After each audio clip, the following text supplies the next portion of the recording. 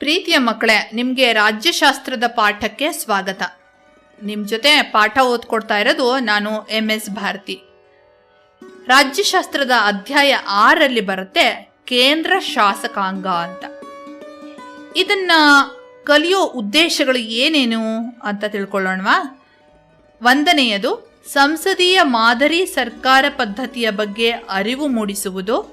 2ನೇಯದು ಕೇಂದ್ರ ಶಾಸಕಾಂಗದ ರಚನೆ, ಪ್ರಾಮುಖ್ಯತೆ ಹಾಗೂ ಸ್ಥಾನಮಾನಗಳನ್ನು ಅರಿಯುವುದು. 3ನೇಯದು ರಾಜ್ಯಸಭೆಯ ಅಗತ್ಯತೆ, ಅಧಿಕಾರ ಮತ್ತು ಕಾರ್ಯಗಳನ್ನು ತಿಳಿಯುವುದು. 4ನೇಯದು ಲೋಕಸಭೆಯ ಮಹತ್ವ ಹಾಗೂ ಅಧಿಕಾರ ಮತ್ತು ಕಾರ್ಯಗಳ ಬಗ್ಗೆ ಅರಿವು ಮೂಡಿಸುವುದು. 5ನೇಯದಾಗಿ ಲೋಕಸಭೆಯ ಸ್ಪೀಕರ್ ಸ್ಥಾನದ ಬಗ್ಗೆ ತಿಳುವಳಿಕೆ ಮೂಡಿಸುವುದು. ಡಾಕ್ಟರ್ BR ಅಂಬೇಡ್ಕರ್ ಅವರು ಹೇಳ್ತಾರೆ, ಸಂಸತ್ತು ಜನಾಧಿಕಾರದ ದೇಗುಲವಾಗಿದೆ ಅಂತ. ಭಾರತದ ಸಂಸತ್ತು ದ್ವಿಸದನ ಶಾಸಕಾಂಗವಾಗಿದೆ. ನಮ್ಮ ಸಂವಿಧಾನದ ವಿಧಿ 79ರನ್ವಯ ಸಂಸತ್ತು ರಾಷ್ಟ್ರಪತಿ, ರಾಜ್ಯಸಭೆ ಮತ್ತು ಲೋಕಸಭೆಗಳನ್ನು ಒಳಗೊಂಡಿರುತ್ತೆ. ನಮ್ಮ ಕೇಂದ್ರೀಯ ಶಾಸಕಾಂಗವನ್ನ ಸಂಸತ್ತು ಅಂತ ಕರೆಯುವ ಹಾಗೆ ಇತರ ರಾಷ್ಟ್ರಗಳಲ್ಲಿ ಬೇರೆ ಬೇರೆ ಹೆಸರುಗಳಿಂದ ಕರೀತಾರೆ. ಅದು ಯಾವ್ಯಾವುದು ಅಂತ ನೋಡೋಣ. ವಿವಿಧ ದೇಶಗಳ ಸಂಸತ್ತಿನ ಹೆಸರು ಹೀಗಿದೆ: ಬ್ರಿಟನ್, ಭಾರತ, ಕೆನಡಾ. ಇದರಲ್ಲಿ ಪಾರ್ಲಿಮೆಂಟ್ ಅಂತ ಕರೀತಾರೆ, ಅಂದ್ರೆ ಸಂಸತ್ತು ಅಂತ. ಜಪಾನ್ನಲ್ಲಿ ಡಯೆಟ್ ಅಂತ ಕರೀತಾರೆ. ಅಮೆರಿಕಾದಲ್ಲಿ ಕಾಂಗ್ರೆಸ್ ಅಂತ ಕರೀತಾರೆ. ನೇಪಾಳದಲ್ಲಿ ರಾಷ್ಟ್ರೀಯ ಪಂಚಾಯತ್ ಅಂತ ಕರೀತಾರೆ. ಪಾಕಿಸ್ತಾನದಲ್ಲಿ ನ್ಯಾಷನಲ್ ಅಸೆಂಬ್ಲಿ ಅಂತ ಕರೀತಾರೆ. ಬಾಂಗ್ಲಾದೇಶದಲ್ಲಿ ಜಡಿಯಾ ಸಂಸದ್ ಅಂತ. ಭೂತಾನ್ನಲ್ಲಿ ಸೆಂಗ್ಡ್ ಅಂತ. ತಾಕೆ ಸಾವತ್ತು 0 ಗ್ ಡು. ಭೂತಾನ್ನಲ್ಲಿ ಸೆಂಗ್ಡ್ ಅಂತ ಕರೀತಾರೆ. ನಮ್ಮ ಸಂವಿಧಾನದ 5ನೇ ಭಾಗದಲ್ಲಿರುವ 79ನೇ 122ನೇ ವಿಧಿಯವರೆಗಿನ ವಿಧಿಗಳು ಸಂಸತ್ತಿನ 2 ಸದನಗಳಾದ ರಾಜ್ಯಸಭೆ ಮತ್ತು ಲೋಕಸಭೆಗಳ ರಚನೆ, ಅವಧಿ, ಅಧಿಕಾರ ಮತ್ತು ಕಾರ್ಯಗಳ ಕುರಿತು ವಿವರಿಸುತ್ತೆ. ಭಾರತದ ಸಂಸತ್ತನ್ನ 3 ಭಾಗ ಮಾಡಬಹುದು: ರಾಷ್ಟ್ರಪತಿ, ರಾಜ್ಯಸಭೆ ಹಾಗೂ ಲೋಕಸಭೆ ಅಂತ. ರಾಜ್ಯಸಭೆ ಬಗ್ಗೆ ತಿಳ್ಕೊಳ್ಳೋಣ. ಕೌನ್ಸಿಲ್ ಆಫ್ ಸ್ಟೇಟ್ಸ್ ಅಂತ. ರಾಜ್ಯಸಭೆಯು ರಾಜ್ಯಗಳನ್ನು ಪ್ರತಿನಿಧಿಸುವ ಸದನವಾಗಿದೆ. ಸಂಸತ್ತಿನ ಮೇಲ್ಮನೆಯಾಗಿರುತ್ತೆ. ಇದನ್ನ ಹಿರಿಯರ ಸದನ ಅಥವಾ ಬುದ್ಧಿವಂತರ ಸದನ ಅಂತಲೂ ಕರೀತಾರೆ. ಅಮೆರಿಕ ಸಂಯುಕ್ತ ಸಂಸ್ಥಾನದಲ್ಲಿ ಮೇಲ್ಮನೆಯನ್ನ ಸೆನೆಟ್ ಅಂತಲೂ, ಯುನೈಟೆಡ್ ಕಿಂಗ್ಡಮ್ನಲ್ಲಿ ಹೌಸ್ ಆಫ್ ಲಾರ್ಡ್ಸ್ ಅಂತಲೂ ಕರೀತಾರೆ. ಮಕ್ಕಳೇ, ನನ್ನ ಹೆಸರು ವೆಂಕಟೇಶ್ ಅಂತ. ನಾನೀಗ ರಾಜ್ಯಸಭೆಯ ರಚನೆ ಬಗ್ಗೆ ತಮಗೆ ಹೇಳ್ಕೊಡ್ತೀನಿ. ಮೊದಲನೇದಾಗಿ ಗಾತ್ರ. ಸಂವಿಧಾನದ ವಿಧಿ 80ರನ್ವಯ ರಾಜ್ಯಸಭೆಯ ಗರಿಷ್ಠ ಸದಸ್ಯರ ಸಂಖ್ಯೆಯ 250. ಇವರಲ್ಲಿ 238 ಸದಸ್ಯರು ಎಲ್ಲ ರಾಜ್ಯಗಳ ವಿಧಾನ ಸಭೆಗಳಿಂದ ಮತ್ತು ದೆಹಲಿ ಹಾಗೂ ಪುದುಚೇರಿ ಕೇಂದ್ರಾಡಳಿತ ಪ್ರದೇಶಗಳಿಂದ ಆಯ್ಕೆಯಾಗಿರುತ್ತಾರೆ. 12 ಸದಸ್ಯರನ್ನು ಕಲೆ, ಸಾಹಿತ್ಯ, ವಿಜ್ಞಾನ, ಸಮಾಜ ಸೇವಾ ಕ್ಷೇತ್ರಗಳಲ್ಲಿ ವಿಶಿಷ್ಟ ಸಾಧನೆ ಅಥವಾ ಪ್ರಾಯೋಗಿಕ ಅನುಭವ ಹೊಂದಿದವರನ್ನು ರಾಷ್ಟ್ರಾಧ್ಯಕ್ಷರು ನಾಮಕರಣ ಮಾಡುತ್ತಾರೆ. ರಾಜ್ಯಸಭೆಯ ಪ್ರಸ್ತುತ ಸದಸ್ಯರ ಸಂಖ್ಯೆಯು 245. ಇವರುಗಳಲ್ಲಿ 233 ಸದಸ್ಯರು ವಿಧಾನಸಭೆಯ ಸದಸ್ಯರಿಂದ ಆಯ್ಕೆಯಾದವರು. 12 ಸದಸ್ಯರು ರಾಷ್ಟ್ರಾಧ್ಯಕ್ಷರಿಂದ ನಾಮಕರಣಗೊಂಡವರು. ಕರ್ನಾಟಕದಿಂದ ರಾಜ್ಯಸಭೆಗೆ 12 ಸದಸ್ಯರು ಚುನಾಯಿತರಾಗಿರುತ್ತಾರೆ. ಬಿ. ಅರ್ಹತೆಗಳು. ಅದರಲ್ಲಿ ಮೊದಲನೇದು ಭಾರತದ ನಾಗರಿಕರಾಗಿರಬೇಕು. 2. ಕನಿಷ್ಠ 30 ವರ್ಷ ವಯಸ್ಸನ್ನು ಹೊಂದಿರಬೇಕು. 3. ಯಾವುದೇ ಲಾಭದಾಯಕ ಹುದ್ದೆಯನ್ನು ಹೊಂದಿರಬಾರದು. 4. ಕಾಲಕಾಲಕ್ಕೆ ಸಂಸತ್ತು ನಿರ್ಧರಿಸುವ ಇತರ ಅರ್ಹತೆಗಳನ್ನು ಹೊಂದಿರಬೇಕು. ಅಧಿಕಾರಾವಧಿ. ರಾಜ್ಯಸಭೆಯು ಶಾಶ್ವತ ಸದನವಾಗಿರುತ್ತದೆ. ಸದಸ್ಯರು ಅಧಿಕಾರಾವಧಿ 6 ವರ್ಷಗಳಾಗಿರುತ್ತದೆ. ಪ್ರತಿ 2 ವರ್ಷಗಳಿಗೊಮ್ಮೆ 1/3 ಸದಸ್ಯರು ನಿವೃತ್ತರಾಗುತ್ತಾರೆ ಮತ್ತು ಅಷ್ಟೇ ಸಂಖ್ಯೆಯ ಸದಸ್ಯರು ಪುನಃ ಆಯ್ಕೆಯಾಗುತ್ತಾರೆ. ಅಧಿವೇಶನಗಳು. ಒಂದು ಅಧಿವೇಶನದಿಂದ ಇನ್ನೊಂದು ಅಧಿವೇಶನದ ಮಧ್ಯೆ ಗರಿಷ್ಠ ಅಂತರ 6 ತಿಂಗಳು ಮೀರಬಾರದು. ಪ್ರಸ್ತುತ 3 ಅಧಿವೇಶನಗಳನ್ನು ನಡೆಸಲಾಗುತ್ತದೆ. ಅದರಲ್ಲಿ ಮೊದಲನೇದು ಬಜೆಟ್ ಅಧಿವೇಶನ, ಎರಡನೆಯದು ಬೇಸಿಗೆ ಕಾಲದ ಅಧಿವೇಶನ, ಮೂರನೆಯದಾಗಿ ಚಳಿಗಾಲದ ಅಧಿವೇಶನಗಳು. ಈಗ ಕೋರಂ ಬಗ್ಗೆ ಹೇಳ್ತೀನಿ. ಅಧಿವೇಶನ ನಡೆಸಲು ಅಗತ್ಯವಿರುವ ಕನಿಷ್ಠ ಸದಸ್ಯರ ಸಂಖ್ಯೆಯೇ ಕೋರಂ ಆಗಿರುತ್ತದೆ. ರಾಜ್ಯಸಭೆಯ ಒಟ್ಟು ಸದಸ್ಯರ 1/10 ಸದಸ್ಯರ ಉಪಸ್ಥಿತಿಯು ಕೋರಂ ಆಗಿರುತ್ತದೆ. ರಾಜ್ಯಸಭೆಯ ಅಧಿವೇಶನ ನಡೆಸಲು ಕನಿಷ್ಠ 25 ಸದಸ್ಯರ ಉಪಸ್ಥಿತಿಯು ಅಗತ್ಯವಾಗಿರುತ್ತದೆ. ಚುನಾವಣೆ. ರಾಜ್ಯಸಭೆಯ ಸದಸ್ಯರನ್ನು ಪರೋಕ್ಷ ಚುನಾವಣೆಯ ಮೂಲಕ ಆಯ್ಕೆ ಮಾಡಲಾಗುತ್ತದೆ. ಇವರು ರಾಜ್ಯಗಳ ವಿಧಾನಸಭಾ ಸದಸ್ಯರಿಂದ ಏಕಮತ ವರ್ಗಾವಣಾ ಪ್ರಮಾಣಾನುಗುಣ ಪ್ರಾತಿನಿಧ್ಯ ಪದ್ಧತಿಗೆ ಅನುಗುಣವಾಗಿ ಗುಪ್ತ ಮತದಾನದ ಮೂಲಕ ಆಯ್ಕೆಯಾಗುತ್ತಾರೆ. ವೇತನ ಸೌಲಭ್ಯಗಳು. ರಾಜ್ಯಸಭಾ ಸದಸ್ಯರ ವೇತನ ಮತ್ತು ಸೌಲಭ್ಯಗಳನ್ನು ಸಂಸತ್ತು ಕಾಲಕಾಲಕ್ಕೆ ನಿರ್ಧರಿಸುತ್ತದೆ. ಇವರು ಉಚಿತ ದೂರವಾಣಿ ಪ್ರಯಾಣ ಭತ್ಯೆ, ವೇತನ, ನಿವೃತ್ತಿ ವೇತನ ಮುಂತಾದ ಸೇವಾ ಸೌಲಭ್ಯಗಳನ್ನು ಪಡೆಯುತ್ತಾರೆ. ಸಭಾಧ್ಯಕ್ಷ ಮತ್ತು ಉಪಸಭಾಧ್ಯಕ್ಷ. ಉಪರಾಷ್ಟ್ರಪತಿಗಳು ರಾಜ್ಯಸಭೆಯು ಪದನಿಮಿತ್ತ ಅಧ್ಯಕ್ಷರಾಗಿರ್ತಾರೆ. ಆದರೆ ಇವರು ರಾಜ್ಯಸಭೆಯ ಸದಸ್ಯರಾಗಿರೋದಿಲ್ಲ. ರಾಜ್ಯಸಭೆಯ ಸದಸ್ಯರಲ್ಲಿಯೇ ಒಬ್ಬರನ್ನು ಉಪಸಭಾಧ್ಯಕ್ಷರನ್ನಾಗಿ ಆಯ್ಕೆ ಮಾಡಲಾಗುತ್ತೆ. ಸಭಾಧ್ಯಕ್ಷರ ಅನುಪಸ್ಥಿತಿಯಲ್ಲಿ ಉಪಸಭಾಧ್ಯಕ್ಷರು ರಾಜ್ಯಸಭೆಯ ಕಾರ್ಯಕಲಾಪಗಳನ್ನು ನಿರ್ವಹಿಸ್ತಾರೆ. ಅಧಿಕಾರ ಮತ್ತು ಕಾರ್ಯಗಳು. ರಾಜ್ಯಸಭೆಗೆ ವಿವಿಧ ಅಧಿಕಾರಗಳಿವೆ. ಅವುಗಳು ಹೀಗಿದೆ. 1ನೇದು ಶಾಸನೀಯ ಅಧಿಕಾರಗಳು. ಇದರಲ್ಲಿ ಈಗಾಗಲೇ ತಿಳಿಸಿರುವಂತೆ ನಮ್ಮ ಸಂವಿಧಾನದ 7ನೇ ಅನುಸೂಚಿಯಲ್ಲಿ ನಮೂದಿಸಿರುವಂತೆ ಕೇಂದ್ರ ಸರ್ಕಾರ ಮತ್ತು ರಾಜ್ಯ ಸರ್ಕಾರಗಳ ನಡುವೆ ಅಧಿಕಾರ ವಿಭಜನೆಯಾಗಿದೆ. ಲೋಕಸಭೆ ಹಾಗೂ ರಾಜ್ಯಸಭೆಗೆ ಕೇಂದ್ರ ಪಟ್ಟಿ ಹಾಗೂ ಸಮವರ್ತಿ ಪಟ್ಟಿಯಲ್ಲಿನ ವಿಷಯಗಳ ಮೇಲೆ ಶಾಸನ ರಚಿಸುವ ಅಧಿಕಾರವಿದೆ. ಹಣಕಾಸು ಮಸೂದೆಯನ್ನು ಹೊರತುಪಡಿಸಿ ಸಾಮಾನ್ಯ ಮಸೂದೆಗಳಿಗೆ 2 ಸದನಗಳ ಒಪ್ಪಿಗೆ ಅಗತ್ಯವಿರುತ್ತೆ. ಸಾಮಾನ್ಯ ಮಸೂದೆಯನ್ನು ಯಾವ ಸದನದಲ್ಲಾದರೂ ಮಂಡಿಸಬಹುದು. ಲೋಕಸಭೆಯಲ್ಲಿ ಅಂಗೀಕೃತವಾಗಿ ರಾಜ್ಯಸಭೆಗೆ ಬಂದ ಮಸೂದೆಗಳನ್ನು ರಾಜ್ಯಸಭೆಯು ತಿರಸ್ಕರಿಸುವ ಹಾಗೂ ತಡೆಹಿಡಿಯುವ ಅಧಿಕಾರವನ್ನು ಹೊಂದಿದೆ. ಇನ್ನು 2ನೇಯದು ಹಣಕಾಸಿನ ಅಧಿಕಾರಗಳು. ಹಣಕಾಸಿಗೆ ಸಂಬಂಧಿಸಿದ ಮಸೂದೆಗಳನ್ನು ಮೊದಲು ಲೋಕಸಭೆಯಲ್ಲಿಯೇ ಮಂಡಿಸಬೇಕು. ಲೋಕಸಭೆ ಅಂಗೀಕರಿಸಿದ ಹಣಕಾಸು ಮಸೂದೆಯನ್ನು ರಾಜ್ಯಸಭೆ ಕೇವಲ 14 ದಿನಗಳವರೆಗೆ ಮಾತ್ರ ತಡೆ ಹಿಡಿಯಬಹುದಾಗಿದೆ. ಆದ್ದರಿಂದ ರಾಜ್ಯಸಭೆಗೆ ಹಣಕಾಸು ವಿಷಯದಲ್ಲಿ ಲೋಕಸಭೆಗಿರುವಷ್ಟು ಅಧಿಕಾರ ಇರೋದಿಲ್ಲ. 3ನೇಯದು ಸಂವಿಧಾನಾತ್ಮಕ ಅಧಿಕಾರಗಳು. ಸಂವಿಧಾನ ತಿದ್ದುಪಡಿ ಮಸೂದೆಯನ್ನು ಕಡ್ಡಾಯವಾಗಿ 2 ಸದನಗಳಲ್ಲಿ ಪ್ರತ್ಯೇಕವಾಗಿ ಮಂಡಿಸಲಾಗುತ್ತೆ. ವಿಧಿ 368ರನ್ವಯ ಸಂವಿಧಾನ ತಿದ್ದುಪಡಿ ಮಸೂದೆಗೆ 2 ಸದನಗಳ ಅನುಮತಿ ಕಡ್ಡಾಯವಾಗಿರುತ್ತದೆ. 4ನೇದು ಚುನಾವಣಾ ಅಧಿಕಾರಗಳು.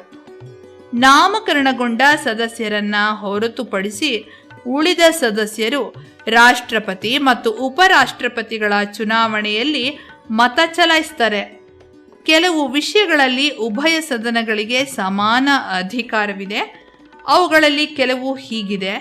1ನೇಯದು ಸಂವಿಧಾನ ತಿದ್ದುಪಡಿ ಸಂದರ್ಭದಲ್ಲಿ, 2ನೇಯದು ರಾಷ್ಟ್ರಪತಿ ಉಪರಾಷ್ಟ್ರಪತಿಗಳ ಚುನಾವಣೆ ಮತ್ತು ಪದಚ್ಯುತಿ ಸಂದರ್ಭದಲ್ಲಿ. ಮೂರನೆಯದು ಸುಗ್ರೀವಾಜ್ಞೆಯನ್ನು ಕಾನೂನುಗಳನ್ನಾಗಿ ಮಾಡುವ ಸಂದರ್ಭದಲ್ಲಿ ರಾಜ್ಯಸಭೆಗೂ ಲೋಕಸಭೆಯಷ್ಟೇ ಅಧಿಕಾರವಿದೆ. ಒಟ್ಟಿನಲ್ಲಿ ಪ್ರತಿಭಾನ್ವಿತರ ಸದನವೆಂದು ಪರಿಗಣಿಸಲ್ಪಟ್ಟಿರುವ ರಾಜ್ಯಸಭೆಯು ಪ್ರಾಂತೀಯ ಹಿತಾಸಕ್ತಿಗಳಿಗಿಂತಲೂ ರಾಷ್ಟ್ರೀಯ ಹಿತಾಸಕ್ತಿಗಳನ್ನು ಪ್ರತಿನಿಧಿಸುವ ಸದನವಾಗಿದೆ. ರಾಜ್ಯಸಭೆಯು ಹಣಕಾಸಿನ ಮಸೂದೆಗಳನ್ನು ಹೊರತುಪಡಿಸಿ ಕಾನೂನು ರಚನೆ ಹಾಗೂ ಸಂವಿಧಾನ ತಿದ್ದುಪಡಿ ವಿಷಯಗಳಲ್ಲಿ ಲೋಕಸಭೆಯಂತೆಯೇ ಅಧಿಕಾರವನ್ನು ಹೊಂದಿದೆ. ಲೋಕಸಭೆ ಭಾರತದ ಸಂವಿಧಾನದಲ್ಲಿ ಸಂಸತ್ತಿನ ಕೆಳಮನೆಯಾದ ಲೋಕಸಭೆಯು ಪ್ರಮುಖ ಸ್ಥಾನ ಮತ್ತು ಅಧಿಕಾರಗಳನ್ನು ಹೊಂದಿದೆ. ಲೋಕಸಭೆಯ ಸದಸ್ಯರು ಜನರಿಂದ ನೇರವಾಗಿ ಚುನಾವಣೆಯ ಮೂಲಕ ಆಯ್ಕೆಯಾಗುತ್ತಾರೆ. ಲೋಕಸಭೆಯು ಪ್ರಜಾಪ್ರಭುತ್ವವನ್ನು ಸಂರಕ್ಷಿಸುವ ಪರಮೋಚ್ಚ ಅಧಿಕಾರವನ್ನು ಹೊಂದಿರುತ್ತದೆ. ವಿವಿಧ ದೇಶಗಳಲ್ಲಿ ಕೆಳಮನೆಯನ್ನು ಬೇರೆ ಬೇರೆ ಹೆಸರುಗಳಿಂದ ಕರೆಯುತ್ತಾರೆ. ದೇಶಗಳು: ಅಮೆರಿಕ ಸಂಯುಕ್ತ ಸಂಸ್ಥಾನ ದೇಶದಲ್ಲಿ ಕೆಳಮನೆಯನ್ನು ಹೌಸ್ ಆಫ್ ರೆಪ್ರೆಸೆಂಟೇಟಿವ್ಸ್ ಅಥವಾ ಪ್ರತಿನಿಧಿಗಳ ಸದನ ಎಂದು ಕರೆಯುತ್ತಾರೆ. ಹಾಗೆಯೇ ಬ್ರಿಟನ್ ದೇಶದಲ್ಲಿ ಹೌಸ್ ಆಫ್ ಕಾಮನ್ಸ್ ಅಥವಾ ಸಾಮಾನ್ಯರ ಸದನ ಅಂತ ಕರೀತಾರೆ. ರಷ್ಯಾ ದೇಶದಲ್ಲಿ ಫೆಡರಲ್ ಅಸೆಂಬ್ಲಿ ಆಫ್ ರಷ್ಯಾ ಎಂದು ಕರೆಯುತ್ತಾರೆ. ಕೆನಡಾ ದೇಶದಲ್ಲಿ ಹೌಸ್ ಆಫ್ ಕಾಮನ್ಸ್ ಅಥವಾ ಸಾಮಾನ್ಯರ ಸದನ ಅಂತ ಕರೀತಾರೆ. ರಚನೆ: 1. ಗಾತ್ರ: ಲೋಕಸಭೆಯ ಒಟ್ಟು 543 ಸದಸ್ಯರು ವಿವಿಧ ರಾಜ್ಯಗಳು ಮತ್ತು ಕೇಂದ್ರಾಡಳಿತ ಪ್ರದೇಶಗಳ ಜನರಿಂದ ನೇರವಾಗಿ ಚುನಾಯಿಸುತ್ತಾರೆ. ಲೋಕಸಭೆಯಲ್ಲಿ ಪ್ರಾತಿನಿಧ್ಯವಿಲ್ಲದ ಸಂದರ್ಭದಲ್ಲಿ ಆಂಗ್ಲೋ ಇಂಡಿಯನ್ ಸಮುದಾಯಕ್ಕೆ ಸೇರಿದ 2 ಸದಸ್ಯರನ್ನು ನಾಮಕರಣ ಮಾಡಲು ರಾಷ್ಟ್ರಪತಿಯವರಿಗೆ ಅಧಿಕಾರವಿದೆ. 2. ಅರ್ಹತೆಗಳು: ಲೋಕಸಭಾ ಚುನಾವಣೆಯಲ್ಲಿ ಸ್ಪರ್ಧಿಸಲು ಈ ಕೆಳಕಂಡ ಅರ್ಹತೆಗಳನ್ನು ಹೊಂದಿರಬೇಕು. ಎ. ಭಾರತದ ಪ್ರಜೆಯಾಗಿರಬೇಕು. ಬಿ. 25 ವರ್ಷ ವಯಸ್ಸು ಆಗಿರಬೇಕು. ಸಿ. ಕೇಂದ್ರ ಮತ್ತು ರಾಜ್ಯ ಸರ್ಕಾರದ ಯಾವುದೇ ಲಾಭದಾಯಕ ಹುದ್ದೆಯಲ್ಲಿರಬಾರದು. ಡಿ. ಅಪರಾಧಿ ಅಥವಾ ದಿವಾಳಿ ಅಥವಾ ಮಾನಸಿಕ ಅಸ್ವಸ್ಥರಾಗಿರಬಾರದು. ಈ ಸಂಸತ್ತು ಕಾಲಕಾಲಕ್ಕೆ ನಿಗದಿಪಡಿಸುವ ಎಲ್ಲ ಅರ್ಹತೆಗಳನ್ನು ಹೊಂದಿರಬೇಕು. ಅವಧಿ: ಲೋಕಸಭೆಯ ಸದಸ್ಯರು 5 ವರ್ಷಗಳ ಅವಧಿಗೆ ಚುನಾಯಿತರಾಗಿರುತ್ತಾರೆ. ಲೋಕಸಭೆಯ ಅವಧಿ 5 ವರ್ಷವಿದ್ದರೂ ಅವಧಿ ಮುಗಿಯುವುದಕ್ಕೆ ಮುಂಚೆ ಪ್ರಧಾನಮಂತ್ರಿಯ ಶಿಫಾರಸಿನ ಮೇರೆಗೆ ರಾಷ್ಟ್ರಪತಿಗಳು ಲೋಕಸಭೆಯನ್ನು ವಿಸರ್ಜಿಸಬಹುದು. ಅಧಿವೇಶನಗಳು: ಲೋಕಸಭೆಯ ಅಧಿವೇಶನಗಳನ್ನು ಕರೆಯುವ ಅಧಿಕಾರ ರಾಷ್ಟ್ರಪತಿಗಳಿಗಿದೆ. ವರ್ಷಕ್ಕೆ 3 ಬಾರಿ ಅಧಿವೇಶನಗಳನ್ನು ಕರೆಯುತ್ತಾರೆ. 2 ಅಧಿವೇಶನಗಳ ನಡುವಿನ ಅಂತರ 6 ತಿಂಗಳು ಮೀರುವಂತಿಲ್ಲ. 1ನೇ 10 ಸಂಖ್ಯೆಯ ಸದಸ್ಯರ ಕೋರಿಕೆಯ ಮೇರೆಗೆ ರಾಷ್ಟ್ರಪತಿಗಳು ವಿಶೇಷ ಅಧಿವೇಶನವನ್ನು ಕರೆಯಬಹುದು. ಕೋರಂ: ಲೋಕಸಭೆಯ ಒಟ್ಟು ಸದಸ್ಯರಲ್ಲಿ 1/10 ಸದಸ್ಯರು ಲೋಕಸಭೆಯ ಕಾರ್ಯಕಲಾಪಗಳು ನಡೆಯುವ ಸಂದರ್ಭದಲ್ಲಿ ಹಾಜರಿರಬೇಕು. ಇಲ್ಲದಿದ್ದ ಸಂದರ್ಭದಲ್ಲಿ ಸಭಾಧ್ಯಕ್ಷರು ಕಾರ್ಯಕಲಾಪಗಳನ್ನು ಮುಂದೂಡುತ್ತಾರೆ. ಸಭಾಧ್ಯಕ್ಷರು ಮತ್ತು ಉಪಾಧ್ಯಕ್ಷರು: ಲೋಕಸಭಾ ಸದಸ್ಯರು ಮೊದಲ ಅಧಿವೇಶನದಲ್ಲಿ ತಮ್ಮಲ್ಲಿಯೇ ಒಬ್ಬರನ್ನು ಸಭಾಧ್ಯಕ್ಷರನ್ನಾಗಿ ಮತ್ತೊಬ್ಬರನ್ನು ಉಪಸಭಾಧ್ಯಕ್ಷರನ್ನಾಗಿ ಆಯ್ಕೆ ಮಾಡಿಕೊಳ್ಳುತ್ತಾರೆ. ಸಭಾಧ್ಯಕ್ಷರು ಗೈರು ಹಾಜರಾದಲ್ಲಿ ಉಪಸಭಾಧ್ಯಕ್ಷರು ಅವರ ಎಲ್ಲ ಕಾರ್ಯಕಲಾಪಗಳನ್ನು ನಿರ್ವಹಿಸುತ್ತಾರೆ. ವೇತನ ಮತ್ತು ಸೌಲಭ್ಯಗಳು: ಲೋಕಸಭಾ ಸದಸ್ಯರ ವೇತನ ಮತ್ತು ಸೌಲಭ್ಯಗಳನ್ನು ಸಂಸತ್ತು ಕಾಲಕಾಲಕ್ಕೆ ನಿರ್ಧರಿಸುತ್ತದೆ. ಇವರು ಉಚಿತ ದೂರವಾಣಿ, ಪ್ರಯಾಣ ಭತ್ಯೆ, ವೇತನ, ನಿವೃತ್ತಿ ವೇತನ ಮುಂತಾದ ಸೇವಾ ಸೌಲಭ್ಯಗಳನ್ನು ಪಡಿತಾರೆ. ಸದನದಲ್ಲಿ ಸದಸ್ಯರ ಭಾಷಣ, ಚರ್ಚೆ, ಮಾತು ಮತ್ತು ವರ್ತನೆಗಳನ್ನು ನ್ಯಾಯಾಲಯದಲ್ಲಿ ಪ್ರಶ್ನಿಸುವಂತಿಲ್ಲ. ಲೋಕಸಭೆಯ ವಿಸರ್ಜನೆ: ಲೋಕಸಭೆಯನ್ನು ಪ್ರಧಾನಮಂತ್ರಿಯ ಶಿಫಾರಸ್ಸಿನ ಮೇರೆಗೆ ರಾಷ್ಟ್ರಪತಿಯವರು ವಿಸರ್ಜಿಸಬಹುದು. ವಿಸರ್ಜನೆಯಾದ 6 ತಿಂಗಳ ಒಳಗಾಗಿ ಲೋಕಸಭೆಗೆ ಚುನಾವಣೆ ನಡೆಸಬೇಕು. ಇನ್ನು ಹಂಗಾಮಿ ಸಭಾಧ್ಯಕ್ಷರು, ಪ್ರೋಟೆಮ್ ಸ್ಪೀಕರ್, ಈ ಬಗ್ಗೆ ತಿಳ್ಕೊಳ್ಳೋಣ.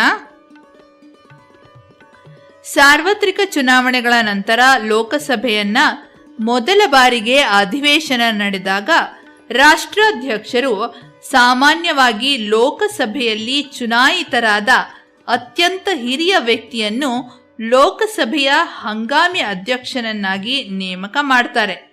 ಹೊಸದಾಗಿ ಚುನಾಯಿತರಾದ ಸದಸ್ಯರಿಗೆ ಪ್ರಮಾಣ ವಚನವನ್ನ ಬೋಧಿಸ್ತಾರೆ. ಲೋಕಸಭೆಯ ಸಭಾಪತಿ. ಸಭಾಪತಿಯು ಸದನದ ಗೌರವವನ್ನು ಮತ್ತು ಸ್ವಾತಂತ್ರ್ಯವನ್ನು ಪ್ರತಿನಿಧಿಸುತ್ತಾರೆ. ಲೋಕಸಭೆಯು ದೇಶವನ್ನ ಪ್ರತಿನಿಧಿಸುವುದರಿಂದ ಒಂದು ರೀತಿಯಲ್ಲಿ ಸಭಾಪತಿ ರಾಷ್ಟ್ರದ ಸ್ವಾತಂತ್ರ್ಯ ಮತ್ತು ಗೌರವಗಳ ಸಂಕೇತವಾಗಿದ್ದಾರೆ. ಆದ್ದರಿಂದಲೇ ಅದು ಒಂದು ಗೌರವಾನ್ವಿತ ಸ್ಥಾನವಾಗಿರುವುದು ಅಂತ ಹೇಳಿದ್ದಾರೆ ಪ್ರಧಾನಮಂತ್ರಿ ಜವಾಹರ್ಲಾಲ್ ನೆಹರು ಅವರು. ಲೋಕಸಭೆಯ ಸಭಾಪತಿ ಲೋಕಸಭೆಯ ಮುಖ್ಯಸ್ಥರಾಗಿರ್ತಾರೆ. ಆದ್ದರಿಂದ ಈ ಹುದ್ದೆಯು ಬಹಳ ಮಹತ್ವದ್ದಾಗಿದೆ.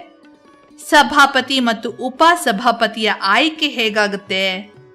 ಸಾರ್ವತ್ರಿಕ ಚುನಾವಣೆಗಳು ಮುಗಿದ ಬಳಿಕ ಸಾಧ್ಯವಾದಷ್ಟು ಬೇಗನೆ ಸದಸ್ಯರುಗಳಲ್ಲಿಯೇ ಒಬ್ಬರನ್ನು ಸಭಾಪತಿಯಾಗಿ ಮತ್ತು ಮತ್ತೊಬ್ಬರನ್ನು ಉಪಸಭಾಪತಿಗಳಾಗಿ ಆಯ್ಕೆ ಮಾಡಬೇಕು. ಸಭಾಪತಿ ಚುನಾವಣಾ ದಿನಾಂಕವನ್ನ ರಾಷ್ಟ್ರಾಧ್ಯಕ್ಷರು ನಿಗದಿಪಡಿಸ್ತಾರೆ. ಸಭಾಪತಿಯಾದ ಮೇಲೆ ಅವರು ಪಕ್ಷಾತೀತರಾಗಿ ಕಾರ್ಯನಿರ್ವಹಿಸಬೇಕು. ಅಧಿಕಾರಾವಧಿ. 1ನೇದು, ಲೋಕಸಭೆ ಸದಸ್ಯನಾಗಿರುವ ಅವಧಿ ಮುಗಿದು ಹೋದ ನಂತರ ತಮ್ಮ ಹುದ್ದೆಯನ್ನ ಖಾಲಿ ಮಾಡಬೇಕಾಗುತ್ತೆ. ಸಭಾಪತಿಗಳು ಉಪಸಭಾಪತಿಗಳು ಸಭಾಪತಿಗಳಿಗೆ ರಾಜೀನಾಮೆ ನೀಡಬಹುದಾಗಿದೆ. ಲೋಕಸಭೆಯ ಹಾಜರಿರುವ ಸದಸ್ಯರ ಬಹುಮತದಿಂದ ಅಂಗೀಕೃತವಾದ ನಿರ್ಣಯದ ಮೇರೆಗೆ ಇವರನ್ನ ಸ್ಥಾನದಿಂದ ತೆಗೆದುಹಾಕಬಹುದಾಗಿದೆ. ಸಭಾಪತಿಯ ಅಧಿಕಾರ ಮತ್ತು ಕಾರ್ಯಗಳು ಏನೇನು ಅಂತ ತಿಳ್ಕೊಳ್ಳೋಣ. 1ನೇಯದು, ಲೋಕಸಭೆಯ ಅಧ್ಯಕ್ಷತೆಯನ್ನ ವಹಿಸಿ ಸದನದ ವ್ಯವಹಾರಗಳನ್ನು ಕ್ರಮಬದ್ಧವಾಗಿ ನಡೆಸುತ್ತಾರೆ ಮತ್ತು ಸದನದ ಕಲಾಪಗಳನ್ನು ನಿಯಂತ್ರಿಸುತ್ತಾರೆ. 2ನೇಯದು, ಸಮಾನ ಮತಗಳು ಬಂದ ಸಂದರ್ಭದಲ್ಲಿ ನಿರ್ಣಾಯಕ ಮತವನ್ನ ಚಲಾಯಿಸ್ತಾರೆ. 3ನೇಯದು, ಲೋಕಸಭೆಯಲ್ಲಿ ನಿರ್ದಿಷ್ಟ ಕೋರಂ ಇಲ್ಲದಿದ್ದರೆ ಸಭೆಯನ್ನ ಮುಂದೂಡ್ತಾರೆ.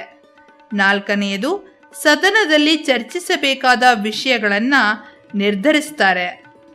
5ನೇಯದು, ಜಂಟಿ ಅಧಿವೇಶನದ ಅಧ್ಯಕ್ಷತೆಯನ್ನ ವಹಿಸ್ತಾರೆ. 6ನೇಯದು, ಯಾವುದಾದರೂ ಮಸೂದೆ ಹಣಕಾಸು ಮಸೂದೆಯೇ ಅಥವಾ ಅಲ್ಲವೇ ಅನ್ನೋದನ್ನ ತೀರ್ಮಾನಿಸ್ತಾರೆ. 7ನೇಯದು, ಇವರು ನಿಯಮಾವಳಿ ಸಮಿತಿ ಬ್ರಾಕೆಟ್ನಲ್ಲಿ ರೂಲ್ಸ್ ಕಮಿಟಿ ಮತ್ತು ವ್ಯವಹಾರ ಸಲಹಾ ಸಮಿತಿಗಳ ಅಧ್ಯಕ್ಷರಾಗಿರ್ತಾರೆ. 8ನೇಯದು, ಸಚಿವಾಲಯದ ಮೇಲ್ವಿಚಾರಣೆಯನ್ನ ನಡೆಸ್ತಾರೆ. 9ನೇಯದು, ಅಸಂಬದ್ಧ ಚರ್ಚೆಗಳನ್ನು ನಿಯಂತ್ರಿಸುವ ಅಧಿಕಾರವನ್ನ ಹೊಂದಿರ್ತಾರೆ. 10ನೇಯದು, ಸದನದ ಸದಸ್ಯರ ಹಕ್ಕು ಬಾಧ್ಯತೆಗಳನ್ನು ಸಂರಕ್ಷಣೆ ಮಾಡ್ತಾರೆ. ಸಂಸದೀಯ ಮಾದರಿ ಸರ್ಕಾರ ಪದ್ಧತಿಯಲ್ಲಿ ಕಾರ್ಯಾಂಗವು ಶಾಸಕಾಂಗಕ್ಕೆ ಜವಾಬ್ದಾರಿಯುತವಾಗಿರಬೇಕಾಗುತ್ತೆ. ಕಾರ್ಯಾಂಗವು ಶಾಸಕಾಂಗದ ಸೃಷ್ಟಿಯಾಗಿರುವುದರಿಂದ ಈಗ ಹೇಳಿದ ವಿಧಾನಗಳ ಮೂಲಕ ಕಾರ್ಯಾಂಗವನ್ನು ನಿಯಂತ್ರಿಸುತ್ತದೆ. ಮಕ್ಕಳೇ, ಈಗ ಸರ್ಕಾರದ ಮೇಲೆ ಶಾಸಕಾಂಗದ ನಿಯಂತ್ರಣಗಳ ಬಗ್ಗೆ ತಿಳ್ಕೊಳ್ಳೋಣ. 1, ಪ್ರಶ್ನಾ ವೇಳೆ, ಕ್ವಶನ್ ಅವರ್ ಅಂತ ಹೇಳ್ತೀವಿ. ಅಧಿವೇಶನ ನಡೆಯುವ ಸಂದರ್ಭದಲ್ಲಿ ಪ್ರತಿದಿನ 11 ಗಂಟೆಯಿಂದ ಶೂನ್ಯ ವೇಳೆಯ ಪ್ರಾರಂಭದ ಅವಧಿಯೊಳಗಿನ ಸಮಯವೇ ಪ್ರಶ್ನಾ ವೇಳೆ. ಈ ವೇಳೆಯಲ್ಲಿ ಕೇಳುವ ಪ್ರಶ್ನೆಗಳನ್ನು ಸದಸ್ಯರು ಸಂಬಂಧಪಟ್ಟವರಿಗೆ 10 ದಿನಗಳ ಮುಂಚೆ ತಲುಪಿಸಿರಬೇಕು. 2, ಶೂನ್ಯ ವೇಳೆ, 0 ಅವರ್ ಅಂತ ಹೇಳ್ತೀವಿ. ಮಧ್ಯಾಹ್ನ 12 ಗಂಟೆಯಿಂದ ಊಟದ ಸಮಯದವರೆಗಿನ ನಡುವಿನ ಅವಧಿಯೇ ಶೂನ್ಯ ವೇಳೆ. ಈ ಅವಧಿಯಲ್ಲಿ ಸದಸ್ಯರು ಸಚಿವರಿಗೆ ಪ್ರಶ್ನೆಗಳನ್ನು ಕೇಳಬಹುದು. 3, ಗಮನ ಸೆಳೆಯುವ ಸೂಚನೆ, ಕಾಲಿಂಗ್ ಅಟೆನ್ಷನ್ ಮೋಷನ್ ಅಂತ ಹೇಳ್ತೀವಿ. ಸಾರ್ವಜನಿಕ ಮಹತ್ವ ಪಡೆದಿರುವ ವಿಷಯಗಳು, ವಿವಾದಗಳು, ಘಟನೆಗಳತ್ತ ಸರ್ಕಾರದ ಗಮನ ಸೆಳೆದು ಚರ್ಚೆಯಾಗುವಂತೆ ಆಗ್ರಹಿಸುವ ನಿರ್ಣಯವೇ ಗಮನ ಸೆಳೆಯುವ ಸೂಚನೆ. 4. ನಿಲುವಳಿ ಸೂಚನೆ, ಅಡ್ಜರ್ನ್ಮೆಂಟ್ ಮೋಷನ್ ಅಂತ ಹೇಳ್ತೀವಿ.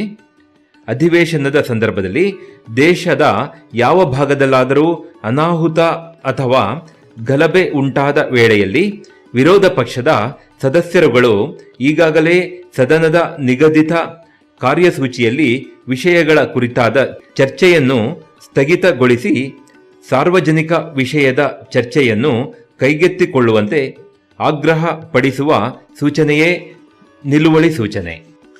5. ಹಕ್ಕುಚ್ಯುತಿ ಮಂಡನಾ ನಿರ್ಣಯ, ಬ್ರೀಚ್ ಪ್ರಿವಿಲೇಜ್ ಮೋಷನ್. ಸಭಾಪತಿಯ ಒಪ್ಪಿಗೆ ಮೇರೆಗೆ ಸಾರ್ವಜನಿಕ ಮಹತ್ವವುಳ್ಳ ಮತ್ತು ತುರ್ತಾದ ವಿಷಯಗಳ ಕುರಿತು ಶಾಸನಸಭಾ ಸದಸ್ಯರುಗಳು ತಮ್ಮ ಹಕ್ಕುಗಳಿಗೆ ಚ್ಯುತಿ ಉಂಟಾದಾಗ ಅವುಗಳ ರಕ್ಷಣೆಗಾಗಿ ಆಗ್ರಹಪಡಿಸಿ ಸದನದಲ್ಲಿ ಮಂಡಿಸುವ ನಿರ್ಣಯವೇ ಹಕ್ಕುಚ್ಯುತಿ ಮಂಡನಾ ನಿರ್ಣಯ. 6. ಕಡಿತ ನಿರ್ಣಯ, ಟೋಕನ್ ಕಟ್ ಮೋಷನ್ ಎಂದು ಹೇಳ್ತೇವೆ. ಸರ್ಕಾರದ ಮುಂಗಡ ಪತ್ರವನ್ನು ಟೀಕಿಸುವುದಕ್ಕಾಗಿ ಸದಸ್ಯರು ಸಾಂಕೇತಿಕವಾಗಿ ಕನಿಷ್ಠ ₹1 ಕಡಿತಗೊಳಿಸಲು ಆಗ್ರಹಪಡಿಸಿ ಮಂಡಿಸುವ ನಿರ್ಣಯವೇ ಕಡಿತ ನಿರ್ಣಯ. 7. ಸದನದ ಬಾವಿ, ವೆಲ್ ಆಫ್ ದ ಹೌಸ್. ಗಂಭೀರ ವಿಷಯಗಳಿಗೆ ಸಂಬಂಧಿಸಿದಂತೆ ವಿರೋಧ ಪಕ್ಷದ ಸದಸ್ಯರು ಸ್ಪೀಕರ್ ಮುಂದಿನ ಸ್ಥಳಕ್ಕೆ ಧಾವಿಸಿ ಧರಣಿ ಕೈಗೊಳ್ಳುವ ಸ್ಥಳವೇ ಸದನದ ಬಾವಿ. 8. ಅವಿಶ್ವಾಸ ನಿರ್ಣಯ, ನೋ ಕಾನ್ಫಿಡೆನ್ಸ್ ಮೋಷನ್.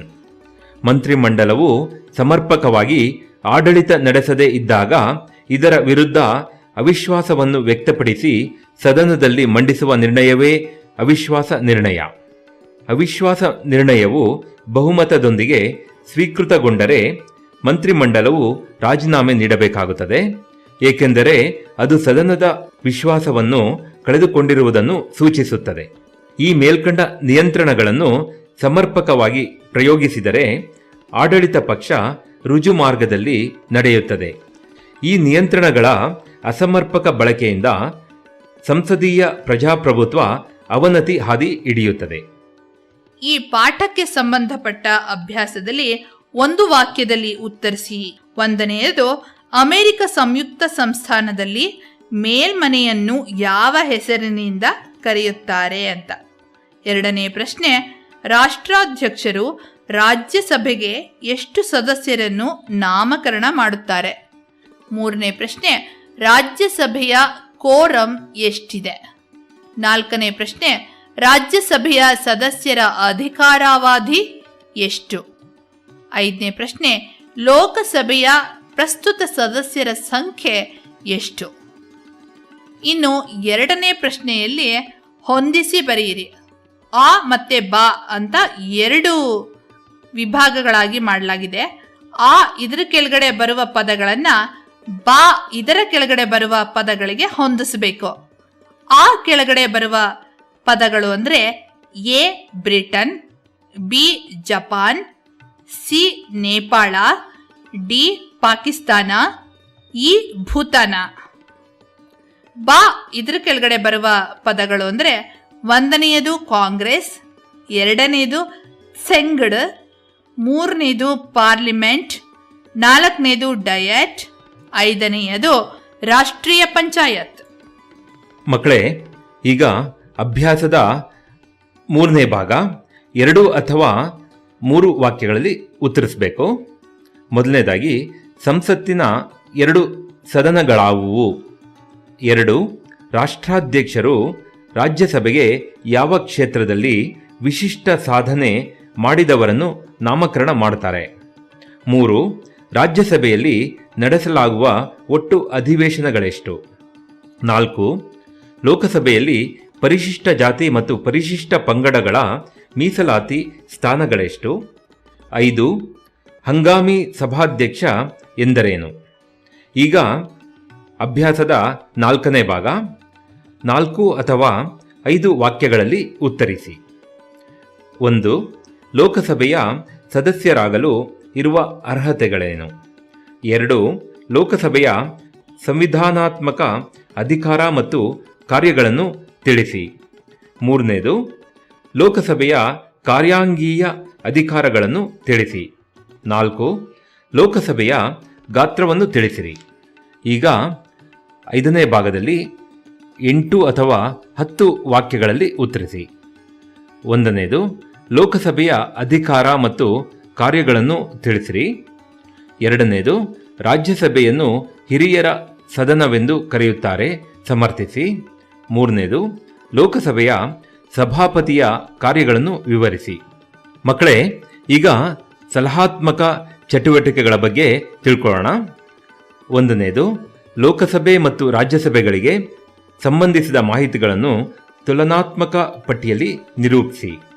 2ನೇದು ಶಾಲೆಯಲ್ಲಿ ಅಣಕು ಸಂಸತ್ತನ್ನು ಮಾಕ್ ಪಾರ್ಲಿಮೆಂಟ್ ಎಂದು ಹೇಳ್ತಾರೆ ರಚಿಸಿಬಿಟ್ಟು ಅಧಿವೇಶನಗಳನ್ನು ಏರ್ಪಡಿಸಿ ಶಾಲಾ ವಿಷಯಗಳ ಬಗ್ಗೆ ಚರ್ಚಿಸಿ.